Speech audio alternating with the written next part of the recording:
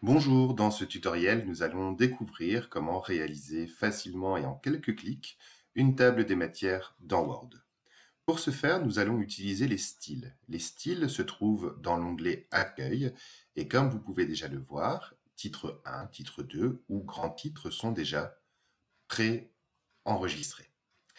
Il est possible également de modifier ces styles. Pour ce faire, vous allez dans Conception et vous allez voir que différents thèmes existent, tout comme différentes possibilités de titres et de formats pour ceci. Je vais prendre par exemple le style minimaliste ou encore, ici, noir et blanc en majuscule.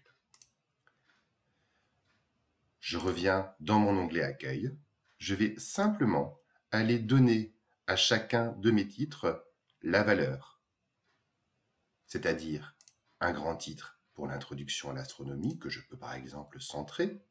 Je vais faire un retour à la ligne et indiquer le système solaire comme titre 1. Les planètes, à nouveau comme titre 1. Je vais reprendre le nom de chaque planète et lui donner la valeur de titre 2.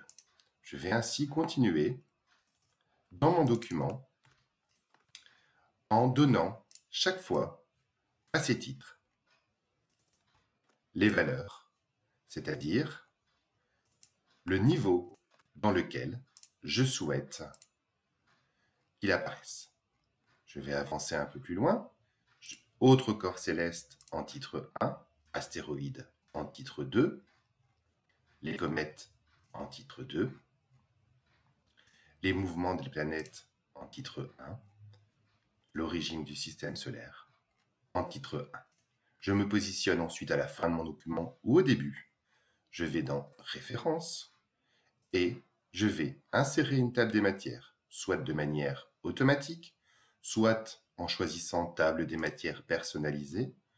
J'ai plusieurs possibilités depuis le modèle classique, soigné, etc. Vous voyez que cela change au niveau de la présentation. Je clique sur OK et voici ma table des matières. Comme vous le voyez, j'ai oublié délibérément d'y mettre certaines planètes. Je vais revenir dans mon document. Je vais ajouter les planètes manquantes, à nouveau en leur donnant la valeur de titre que je souhaite leur accorder. Nous avions choisi tout à l'heure titre 2. J'ajoute donc ici les dernières planètes. Je reviens sur ma table des matières.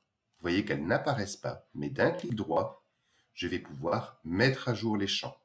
Deux possibilités s'offrent alors à moi, uniquement les numéros de page ou toute la table. Comme j'ai rajouté des titres, je vais rajouter et mettre à jour toute la table. Je clique sur OK. Et voici ma table des matières mise à jour complètement.